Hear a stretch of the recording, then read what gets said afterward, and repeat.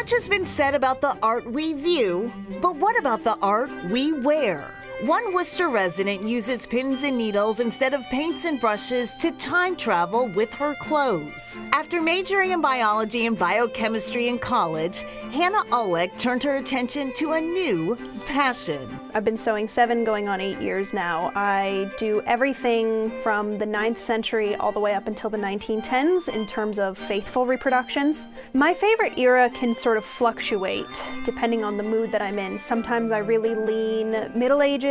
I really enjoy the 13th century. Sometimes I lean more Victorian. Maybe if I had to pick just one period, probably the 1850s to the 1860s. Her closet is stashed with gowns and dresses from various time periods. But what led to this fashion fascination? When I was a kid, my mom and my stepfather were really into Revolutionary War era living history, and my dad and my stepmother were always really into Renaissance fair reenactments. And I was always fascinated by the clothes and what they wore and how different they were from what we wore. When I was a freshman in college, I thought, well, how hard could it be? And I borrowed someone else's sewing machine, and I started with just like pillowcases and basic rectangle skirts, and it just sort of went from there. Hannah is always hard at work on a new costume, but where does one begin? The first thing I do is I start with a pencil sketch, a concept that I have in my head, and then I have a library full of historic reference books.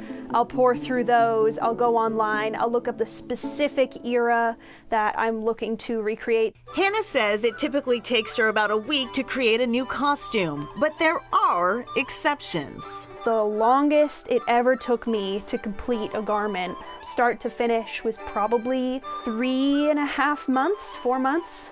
And though her fashion tastes lean vintage, Hannah's been able to show off her work with the help of modern technology. I've been on Instagram for a couple of years now. It's been really fun. You find people from across the country and across the world who you otherwise wouldn't have ever known existed that also do this hobby. And in studying the differences among eras, Hannah has found similarities. Where it really lies for me is the connection to the past. It feels very human to me. It teaches me, it shows me who these people were and that they really weren't any different from us. And by understanding them, I feel I can better understand the past.